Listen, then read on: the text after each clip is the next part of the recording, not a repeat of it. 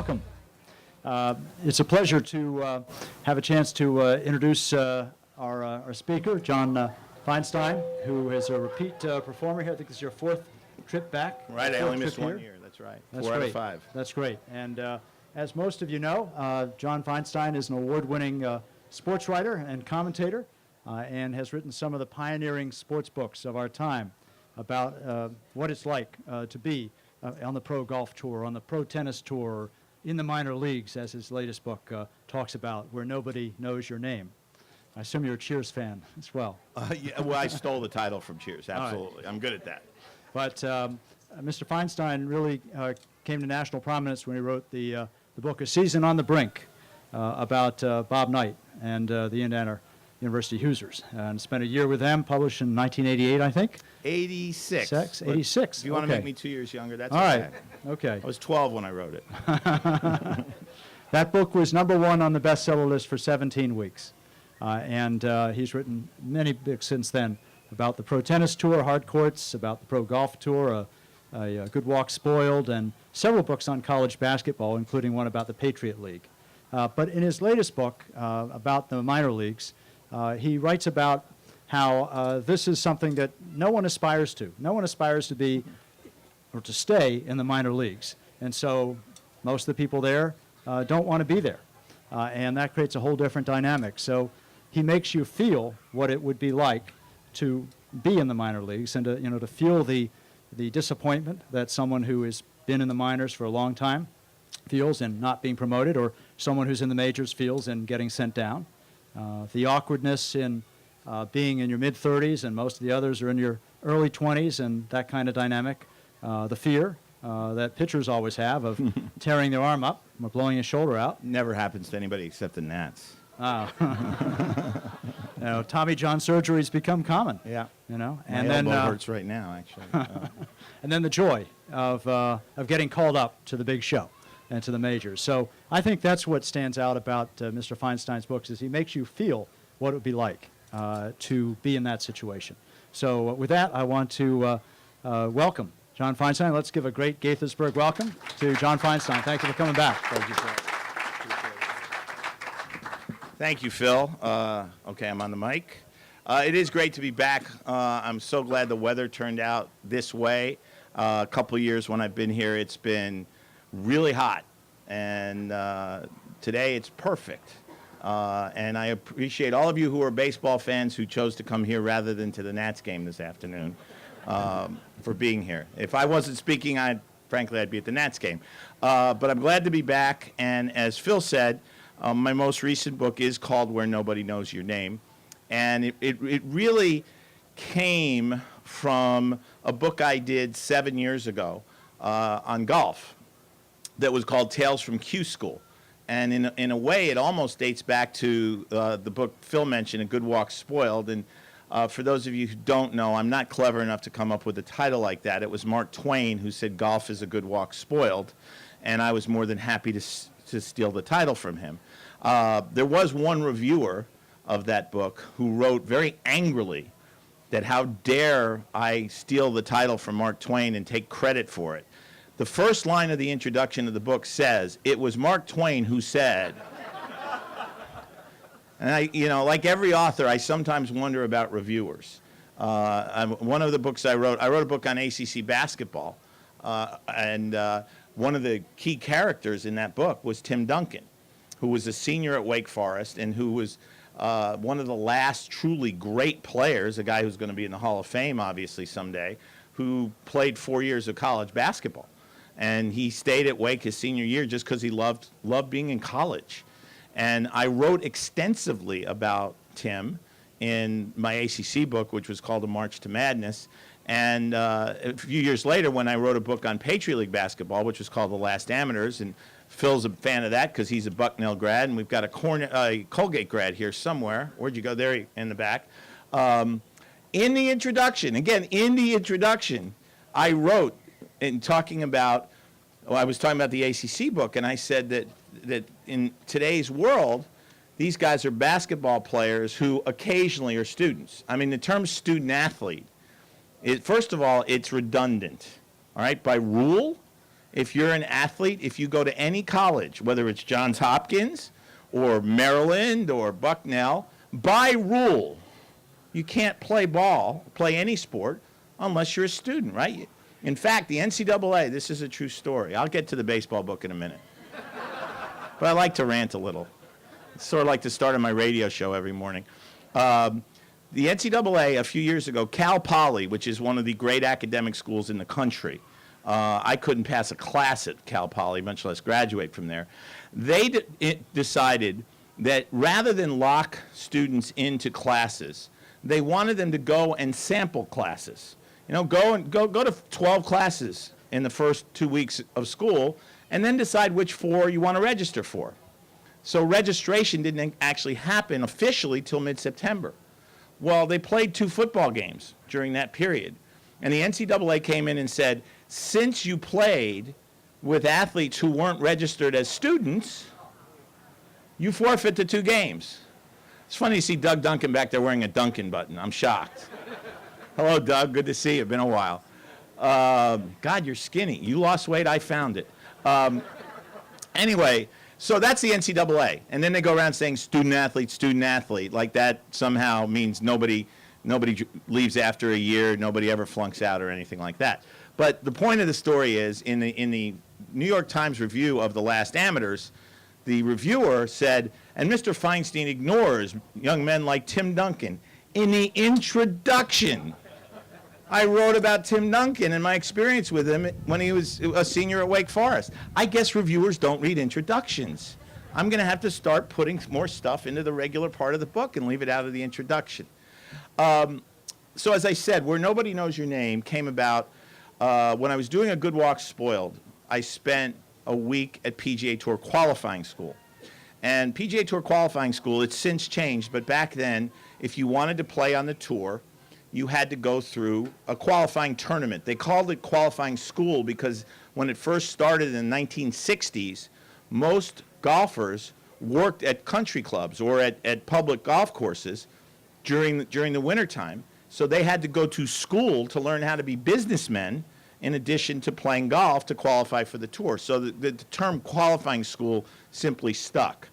And as I was covering several of the players I followed throughout that book at qualifying school, I said, there's a book here in qualifying school itself.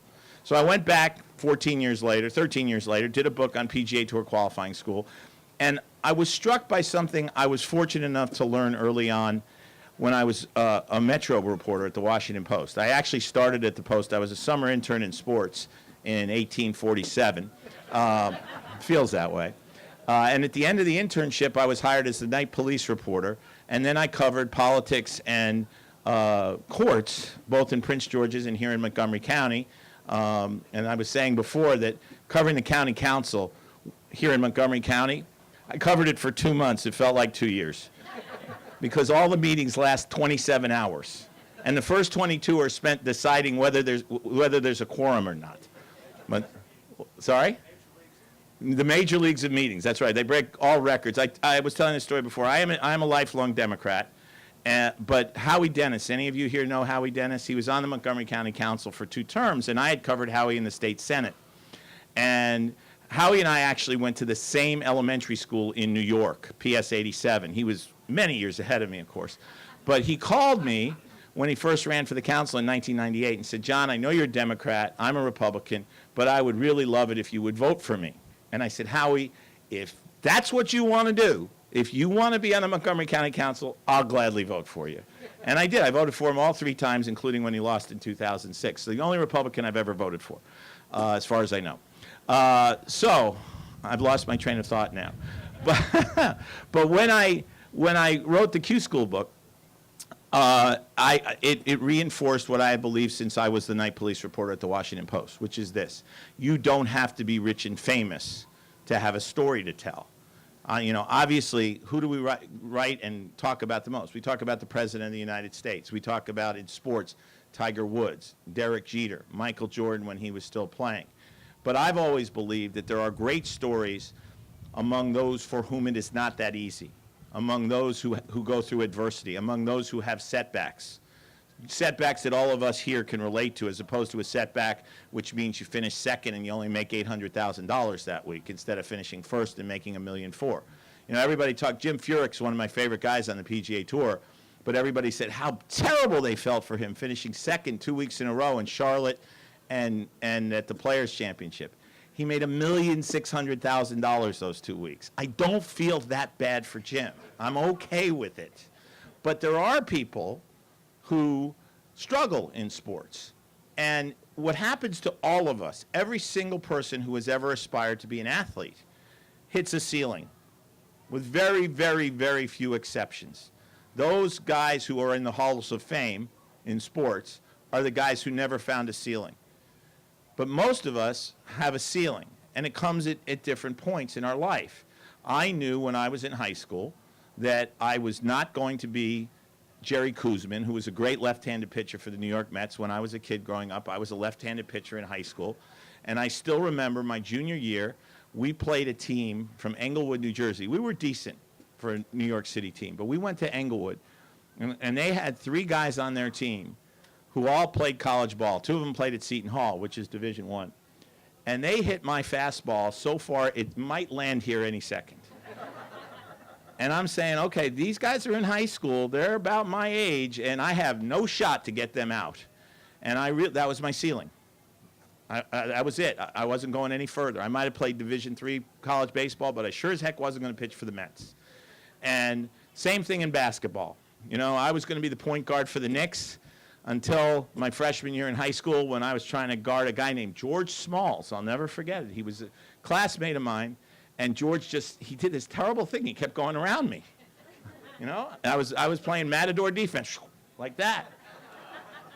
There was my ceiling. Now, I was a little bit better swimmer. I was good enough swimmer to swim in college, but the only thing Michael Phelps and I have in common is we both have 2 arms and 2 legs. That's about where it ends. So I knew I wasn't going to make a living as an athlete, so I found this other way to make a living and still pursue my passion in sports. But ceilings come at different times for different people. And the guys I write about in Where Nobody Knows Your Name are guys who didn't hit their ceiling in high school. They were the guys hitting the ball 900 feet on guys like me. They were the guys who hit 572 their senior years in high school. And some of them got drafted coming out of high school, and some of them went on to college, and they're still stars in college. But their ceiling came a step short of where they wanted to be in most cases. Some of them got to the major leagues for a little while. In fact, when I did this book, because it focuses on AAA, which is one step from the majors, you're right there, but you're not right there. And one of the great descriptions, one of the guys I worked with is a pitcher named Brett Tomko. And if you're a baseball fan, you probably heard his name because he won 100 games in the major leagues. He's still pitching. He's 41. He's pitching in Omaha as we speak. Brett's pitched in 29 cities in his professional career. 19 of them in the minors, 10 of them in the majors. And he said, you know, the food in a AAA clubhouse is probably about the same as the food in a major league clubhouse. It just doesn't taste the same because of where you are. And that's what these guys are dealing with them. Some of them, like Brett Tomko, have had long stretches in the major leagues. Some of the guys I ran into in AAA baseball when I was working on this book were Dontrell Willis. Remember him? Rookie of the Year, won 22 games, was on the Marlins when they won the World Series in 2003. Jamie Moyer, who was born in the 19th century, I think, was still pitching at 49, won 270 major league games. He was in AAA. And the title of the book, yes, I stole it from Cheers. Of course I stole it from Cheers. I'm good at stealing that way. But where the title came from was I was at a game in Allentown, Pennsylvania. If you ever want to take a ride on a weekend for a couple hours to a great little minor league park, go to the Lehigh Valley. It's a wonderful little ballpark, little by major league standards. It seats about 10,000. And they sell out almost every night. And it's a beautiful day, just like this. You know, it was early June, cool, no humidity, and the Pawtucket Red Sox are in town playing the Lehigh Valley Iron Pigs. Now, that's another great thing about minor league ball. Some of the names, spectacular. But my favorite is the Richmond Flying Squirrels. I love that. So the Iron Pigs are hosting the Pawtucket Red Sox, who are one of the great traditional teams in the International League. And every minor league ballpark, if you've ever been, how many of you have been to minor league games? Okay, good. So that's why you're here, obviously. Stupid question. But if you've ever been, having been to minor league ballparks, you know there's a promotion to entertain the fans, and particularly the kids, between almost every inning. So in the bottom of the fourth inning on this Saturday night, the promotion was whack an intern. No, it's not what you think. All right, they bring a box out to the third baseline. There are 4 holes in the box, and 4 summer interns from the Iron Pigs climb into the box. They pop their heads out, and 2 fans with plastic bats stand there and whack them. And whoever whacks the intern the most times wins whatever the prize is. So while they're playing whack an intern, jogging in from the bullpen for the Pawtucket Red Sox comes Mark Pryor. How many of you know the name Mark Pryor? If you're a baseball fan, you know the name, right? So Mark Pryor, of course, he was Steven Strasburg a dozen years ago. When he first came up to the Cubs, he won 18 games in 2003 at 22. He was 3rd in the Cy Young voting, and he was the pitcher on the mound in the 8th inning in the famous Bartman game, with the 3-0 lead that the Cubs, of course, blew, and we all know what's happened since then. They've won about 8 games. So here comes Mark Pryor, one-time superstar. My good friend Tim Kirkjian, who knows more about baseball than almost anybody I know, who also grew up in the D.C. area, still lives here, had said that Mark Pryor was going to win a minimum of 3 Cy Young awards. When Tim Kirkjian says something like that, I stop and listen. So now here it is. It's 2012. And Mark Pryor comes jogging in from the bullpen as a middle relief pitcher in AAA baseball, and nobody knows his name. No, they're watching whack an intern. I mean, Mark Pryor could have walked in from left field on his hands and nobody would have noticed. And I sat there thinking, this really is where nobody knows your name. You got Mark Pryor, Dontrell Willis, Jamie Moyer, guys who've been real stars who are back in AAA, who want one more shot at the big leagues. And to most minor league fans, they're just a number. Because the good players at AAA, one of the things that makes AAA different than any other level of sports I've ever been in is winning doesn't really matter. If you win, it's a bonus. But what the teams and the managers are trying to do is they're trying to make sure that whoever is needed at the next level is available, and develop the younger players and make sure they're ready when their call up to the big leagues comes. So frequently the major league team will call down and say, that relief pitcher who you were planning to use in the 9th inning tonight, no, you can't use him because we may need him in the big leagues tomorrow because we played 14 innings last night and our bullpen stretched a little bit thin. It's all about the big league club. In fact, the year I did the book, the Scranton Wilkes-Barre Yankees, who are now called the Scranton Wilkes-Barre Rail Riders, didn't have a home stadium because it was being renovated, PNC Park in Scranton Wilkes-Barre. So they played 144 games on the road. My dad, who ran the Washington Opera, would have called them the Flying Dutchman of baseball because of the Wagnerian opera where the guy's destined to sail the 7 seas until he finds true love. They finished first in their division in spite of that. And just before the day before the playoffs started, 6 of their players got called up to the Yankees for September 1 call-ups. No, the Yankees needed them. And believe me, the players were thrilled to get out of there because nobody wants to be in AAA. When I started researching this book, 3 of the guys I went to talk to were Buck Showalter, Jim Leland, and Tony La Russa. The reason I went to the 3 of them, all obviously very successful major league managers, I was looking for some guidance, but Buck and Jim Leland never played in the major leagues. They never got above AAA. Tony La Russa was up and down, mostly in the minors, but played some in the majors during his playing career. So I thought they could give me some insight into what it was like to be a AAA player. And Buck Showalter said to me, because he was a AAA manager for 4 years, being a AAA manager is the hardest job in baseball. And I said, why? He said, because nobody wants to be there.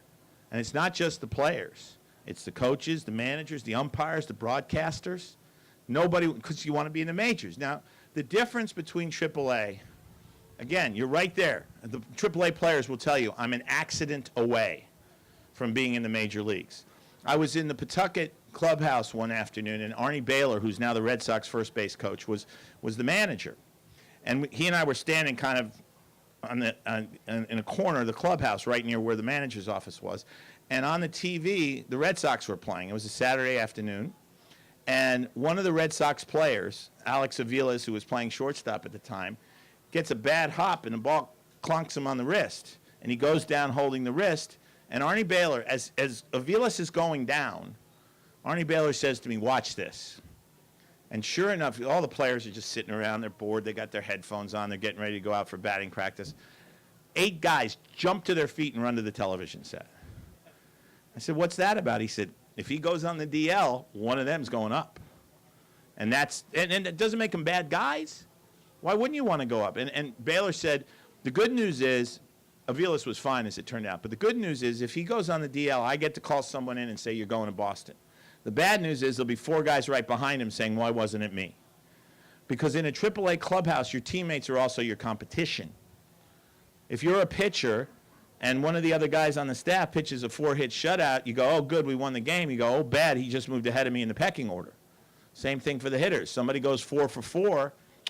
They need an extra bat at the major league level. Might be that guy because he's hot. And that's a constant.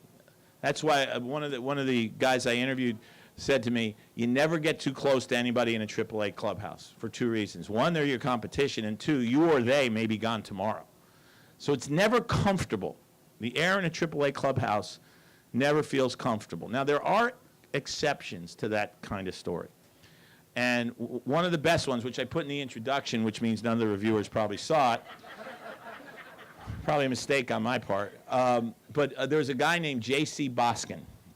J.C. Boskin was signed by the Atlanta Braves when he was 16 out of Venezuela. No draft if you're not an American, so they just scouted him, signed him, and he left Venezuela at the age of 16.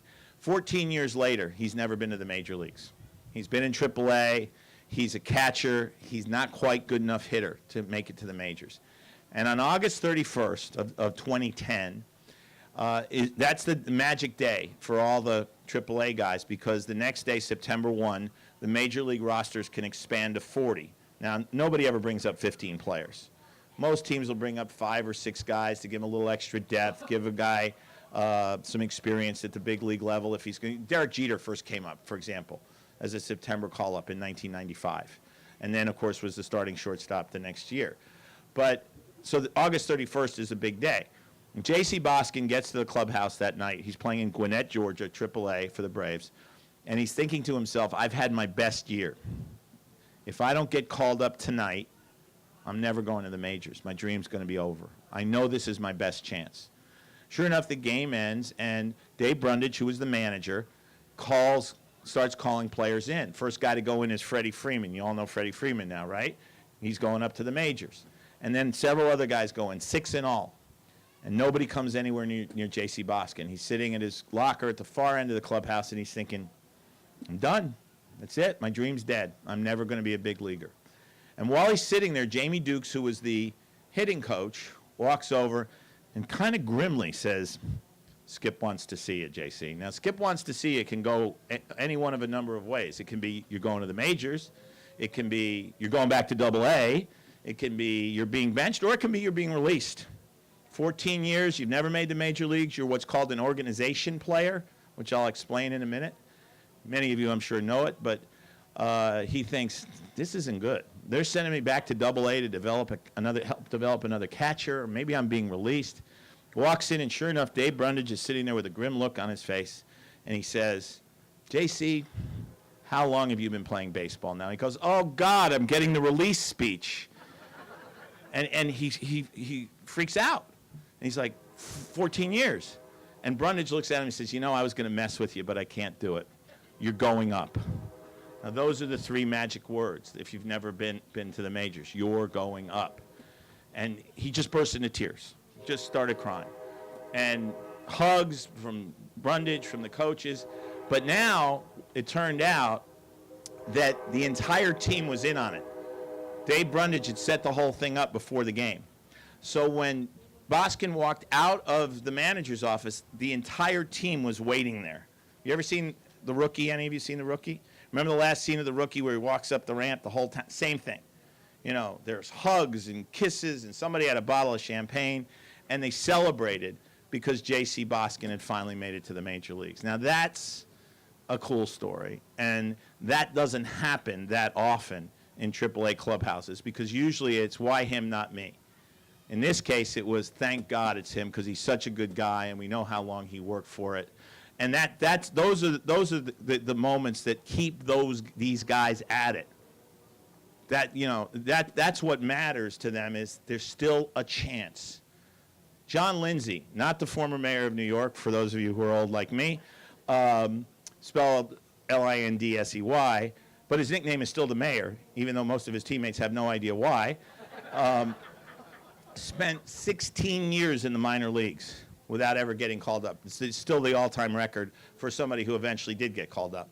Same kind of story as J.C. Boskin. He's 34 years old. He had told his dad when he got drafted coming out of high school, I'm going to give it 2 years. If I'm not in the majors in 2 years, I'm done. I'll go to college. 16 years later, he's still playing minor league baseball. And he was in the Dodgers organization playing for Albuquerque. And again, the manager was Tim Wallach. You've probably heard of Tim Wallach, very good hitter. And he calls him in, and he says, you're going up. And the only problem was his wife, it was the second to last day of the season. They were in beautiful Round Rock, Texas. I'm sure many of you have been there, seen all the sights. They're in Round Rock, Texas, and John Lindsay's wife was driving from Mississippi to meet him the next day in Round Rock to drive back home for the off season. And she was probably about halfway there. It's a 650-mile drive. And so he had to call her and say, honey, I have good news and bad news. The bad news is you've driven 350 miles for nothing, and you have to turn around and go home. The good news is I'm going to the major leagues. And he ended up getting one hit in 12 at-bats. And the one hit, he said he was very glad Carlos Lee was playing left field that night for the Houston Astros, because Carlos Lee's probably a little slower than I am right now. And he hit kind of a looping liner. And he said if the left fielder had any speed, it gets caught. But because it was Carlos Lee, it dropped for a hit, and he's still good. The baseball is now in his 2-year-old son's room from his one hit in the major leagues. So the other cool story that I like, there are a lot of stories in this book that I like. That's why I wrote them. But there was a guy named Doug Bernier. Doug Bernier went to Oral Roberts not knowing quite what the school was. He thought it was like a good baseball team. Got to Oral Roberts, saw the golden hands, and said, oh, my God, what have I gotten myself into? Walked into his first class, dressed sort of like you are, sir, in the shorts and a T-shirt. And they said, Oral Roberts, we wear a jacket and tie to class every day. So he went to Walmart, bought a clip-on tie, wore it every day for 2 years. He'd been in junior college. So he graduates, doesn't get drafted. There are 50 rounds in the major league draft. It's not like the NBA draft where 60 guys get drafted. Hundreds and hundreds of guys get drafted. He didn't get drafted. So he thinks he's done. He doesn't know what he's going to do next. And he gets a call from the Colorado Rockies saying, we'll give you $850 a month if you want to go play rookie league ball in Canada for us. And he said, do I get a bonus? And they said, yeah, a plane ticket. All right? Steven Strasburg's bonus was how much? $9 million. Harper's was $10 million. Doug Bernier got a plane ticket, which he eagerly took. And 7 years later, he'd made it to AAA. He's playing in Colorado Springs. And Troy Tulowitzki was hurt. He was on the DL. And Yorvi Torrealba, one of their catchers, gets in a fight with Steve Kemp, and he's suspended for 3 days. So they need an extra bat or an extra glove in Denver. And he gets called in and said, again, 7 years later, you're going up for 3 days, but you're going up. Now, by this point, he was making much more money. He was making $2,100 a month. So he'd come a long way from $850 a month in 7 years.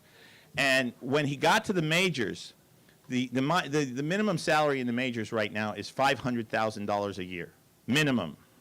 Okay, and if you play AAA ball, there might be a few guys in their 30s making $100,000, but most of them are making much less than that. Bernier was making $2,100 a month. Do the math. You get paid six months a year as a minor league ball player. So he goes, the major league minimum back then was $432,000. And goes up to the majors for 3 days. Prorated for those 3 days, he was paid $2,400 a day. And he said the coolest thing about it was when he got his next paycheck, it was the first one he'd ever gotten that had a comma in it. That's a completely true story. Should I take some questions? Yeah. Let's do questions. Anybody got a question on any subject? Yes, sir. Do you know what the down select from, let's say, the total number of kids who enter the minors?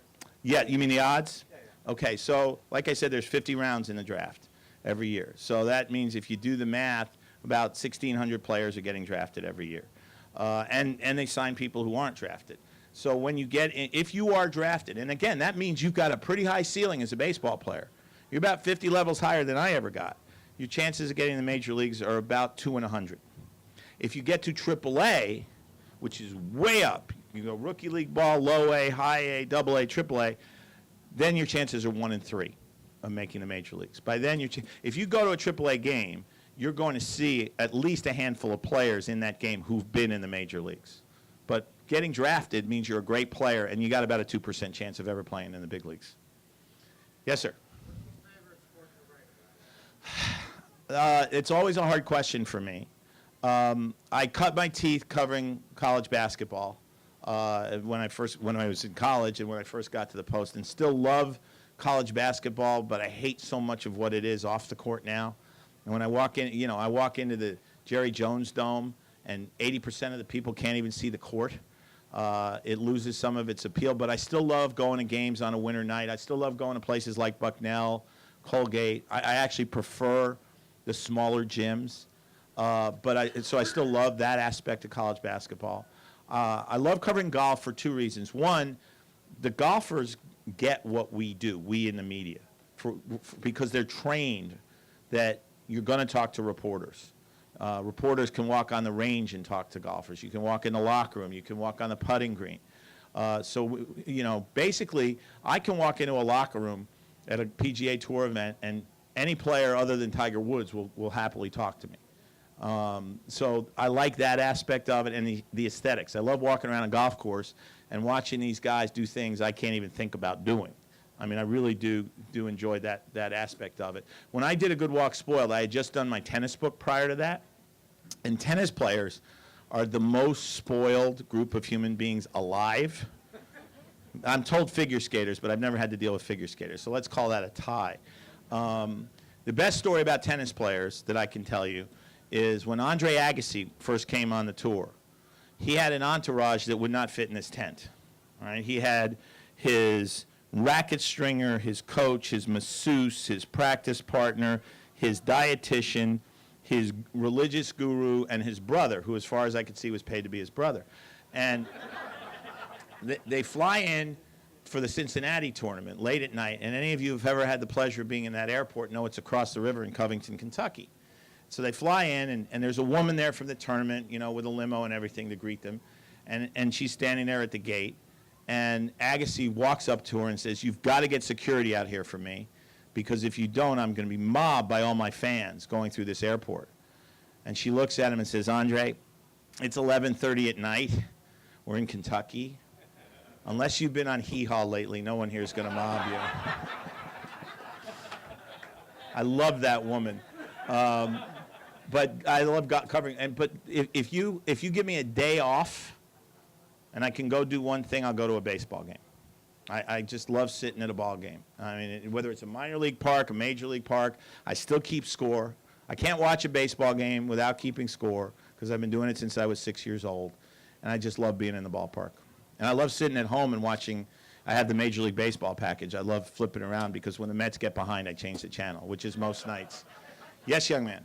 Who was your favorite baseball player growing up as a kid? Tom Seaver. Do you remember Tom Seaver? Oh, yeah. I was a Mets fan. Still am, unfortunately. And that was 73 with Tug McGraw. But in 69, I saw 66 Mets games.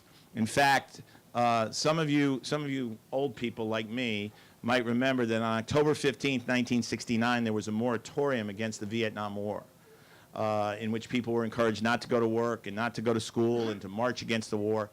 Well, the 3 World Series games in New York that year were played on October 14th, 15th, and 16th. I was so anti-war, I took all 3 days off and went to Shea Stadium. And sat in fair territory, and I can still remember Cleon Jones going down on one knee to catch Davy Johnson's fly ball for the last out of that World Series. So Tom Seaver, my heroes were Tom Seaver, Walt Frazier, Brad Park, who's a great defenseman for the Rangers, and Joe Namath. Those are my guys. Yes, sir. Yes, you. With the hat, yes, sir. Oh, okay. So I was watching that show, the Pecos League, which is the lowest minor Right. league there is Yep. on Fox Sports 1. Independent league, yeah. Right, and they pay $50 a week, I believe. Can you tell me how the minor league players are paid? Like, are all the guys in single A and double A, do they all make the same salary? No. And, okay. No, they don't. And then assuming you're not, and so obviously AAA would be the same unless you've been up to the show. Correct. An independent league is different in that there's no connection to a major league team.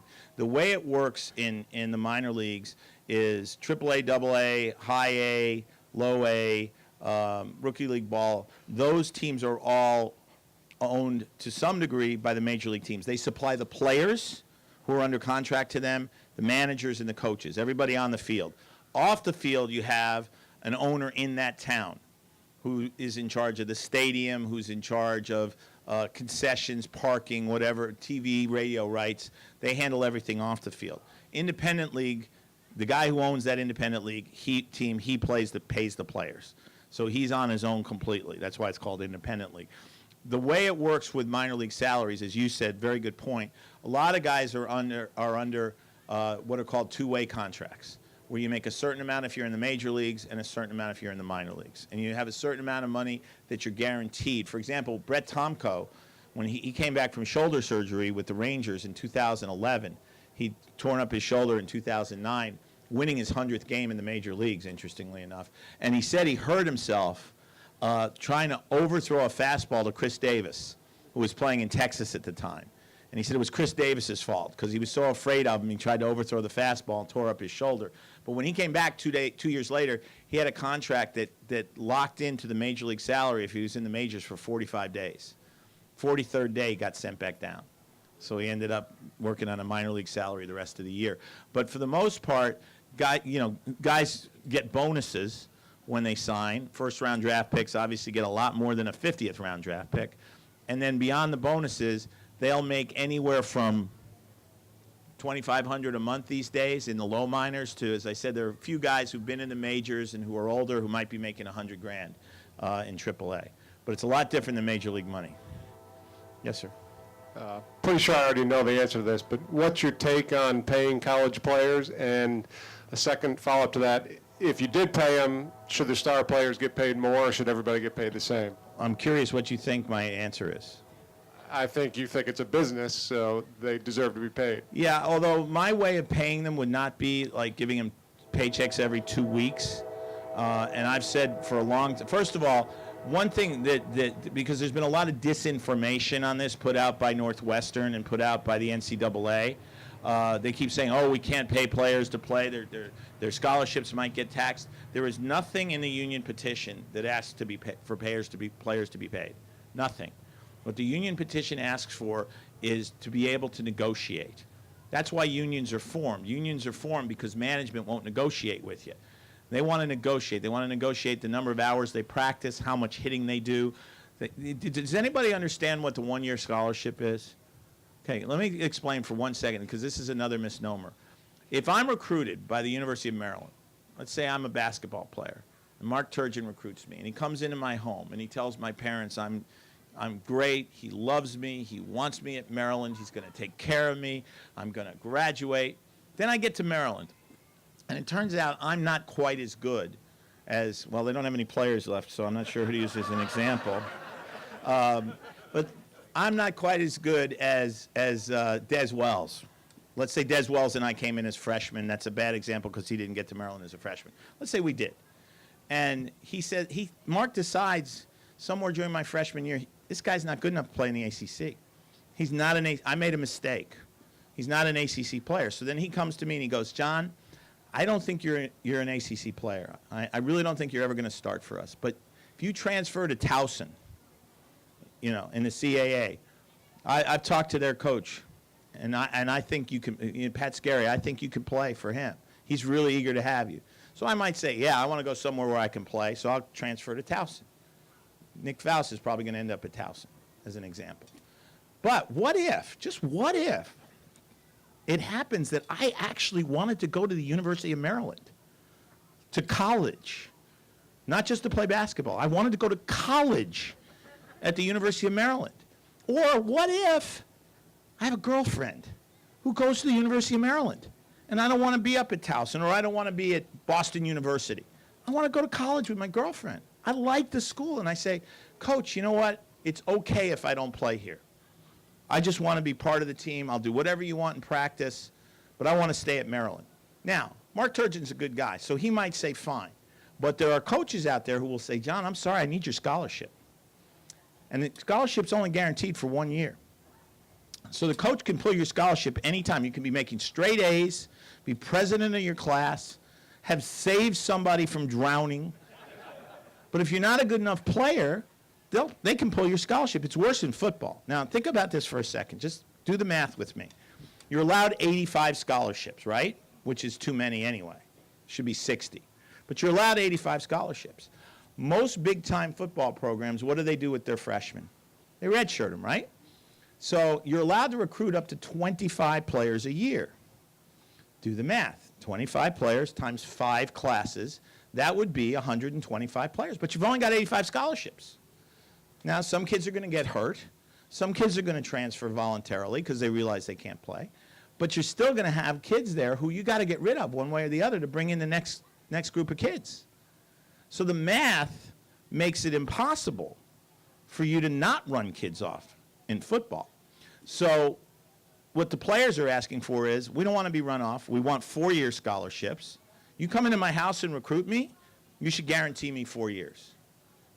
And the flip side, plus the other thing is, if I get hurt, right, and they think I can play, say I need ACL surgery, well, they're going to do whatever they can to get me healthy, aren't they? But what if I'm a football player and I got hurt my senior year? I'm done. I'm not good enough to play in the pros. Once I get out of college, if that injury, if I hurt myself again, I got no insurance. I'm on my own. That's the kind of thing that the players are asking for and that they should get. But the way they should be paid, in my opinion, if you're part of a revenue sport, there are basically 2 revenue sports, football and men's basketball. A couple women's basketball programs make money. Connecticut, maybe Tennessee still. Notre Dame, maybe. Connecticut's the only one I know for sure. Tennessee used to. So any revenue-bearing sport, you start a trust fund with a percentage of your net income. And you put money into that trust fund every year. When a player graduates, he gets his share of the trust fund. Now, the guys who leave college after a year to go in the NBA, they don't need that money. Guys who play in the NFL, they don't need that money. But 98% of those guys are never going to play professional ball at the Division I level. So if you'd said to me when I graduated from college, by the way, the day you get your degree, here's a check for $25,000, I'd have crawled to graduate. And you make it and incentivize it. And then when they're out of school, they get that money. That's always been the way I felt it should work. I don't think you need to give guys checks every 2 weeks. I don't think you need to give, I think you do need to fund the entire cost of the education, which the commissioners have been pushing for the last 2 years. In other words, if it costs $29,000 a year to go to the University of Maryland, an athletic scholarship's only worth $27,000. You got to come up with the rest of that money. Some kids can't. Those are the kids we're talking about who the people saying, well, they don't have enough money to eat. They're exceptions, by the way. I mean, almost everybody who plays big-time ball, they got plenty to eat. One of the great works of fiction ever written was Mitch Albom's book on the Fab Five, where he describes at the beginning of the book Chris Webber not having enough money to go to a McDonald's. And it turned out Chris Webber was being paid like $100,000 a year by a booster. It must have been a very expensive McDonald's. That was a long-winded answer. We got time for a couple more? 10 more minutes. Yes, sir. Yes. Or does he realize that it kind of raised his profile? And then it follows that if you have that kind of access to anyone in sports now, who would it be? That's a very good, the second question is a good one. The thing you have to understand about Bob Knight is he is one of the least, he is worse at self-recognition than almost anybody I've ever met. he still thinks the chair got what it deserved, all right? It really wasn't his fault. And no, he doesn't recognize that it did raise his profile. But more important than that, I probably have at home a couple thousand letters I've received through the years on that book. I would say 99% of them say one of two things. I'm a big fan of Coach Knight's. I love the book. I don't know why he didn't like it. Or I always hated Bob Knight, but after reading this book, I respect him. Because I think what the book did was it showed you there was a method to the madness. But once Bob decided I was a bad guy because I revealed the deep, dark secret that he used profanity, which nobody knew before then, of course, that was the end of his insight. As for one guy, one person in sports I'd like to be up close and personal with right now. That's a very, it's actually an easy answer. Tiger Woods, if he'd tell the truth. Because I think one of the things I've said through the years, the two least happy people I've ever met in sports are two of the most successful, Bob Knight and Tiger Woods. Tiger Woods is miserable. And all you have to do is be around him for 10 minutes. And I would love to sit down and get him to actually talk about his relationship with his father, how he felt when he found how he was cheating on his mother, and everything that led to him becoming who he became today. So that's actually a very good question. My biggest regret in all the years I've been doing this is that it took me till 2009 to get Dean Smith to agree to let me write a biography on him, and by then his health was failing too much for me to get the book done. Because to me, he's one of the most fascinating and important people in the history of sports. And I say that, if I can just tell a quick story, many of you may know this, but Dean Smith, when he was an assistant coach at North Carolina, in 1958, was involved in desegregating restaurants in Chapel Hill. He walked into a segregated restaurant with an African-American member of his church and basically dared the management to not serve them. And in a small town like Chapel Hill, even though he was only an assistant coach, he had enough influence that they did. They served him. And that was the beginning of restaurants being desegregated in Chapel Hill. 23 years after that, I learned of this from his pastor. The Reverend Robert Seymour told me the story. And I was working on a long profile of Coach Smith for the Washington Post, and I went back to him and I said, can you tell me more about that night when you walked into the restaurant with the African-American member of your church? And he said, who told you about that? I said, Reverend Seymour. He said, I wish he hadn't done that. I said, why? You should be proud of that. And he looked at me and he said, you should never be proud of doing the right thing. You should just do the right thing. It's a hell of a way to live your life, in my opinion. Yes, sir. So I know a book that you probably read on a similar topic, written about 25 years ago, Stolen Season by David Lamb. Yep. Yep. It has- 49er was the name of the RV he went around in. Yeah. Did you have you spoken to David Lamb through the years? I spoke to him actually when he was doing the book, because it came out a couple years after I did Season on the Brink, and he actually sent me the book in galleys, and I think on the back of the book is an endorsement from me. Yeah. So back then, yes, and I liked the book very much. Yeah, it's a great book. I don't think that an endorsement from another author, from anybody, has ever sold one book in history, but that was a book I was happy to give one to. Yes, sir. For those of us who listen to you on the radio, we know how busy you are. So actually, I have two questions. The first one is, how long on the average does it take you to write a book? And question two, when do you have time? You sound like my wife. My God, what a visual that is. The answer to the first question is, when I do a nonfiction book, like Where Nobody Knows Your Name, it usually takes me anywhere from 12 to 16 months, depending on the topic, depending on whether I'm doing it chronologically during a season, or whether it's something where I have kind of an open window to get it done.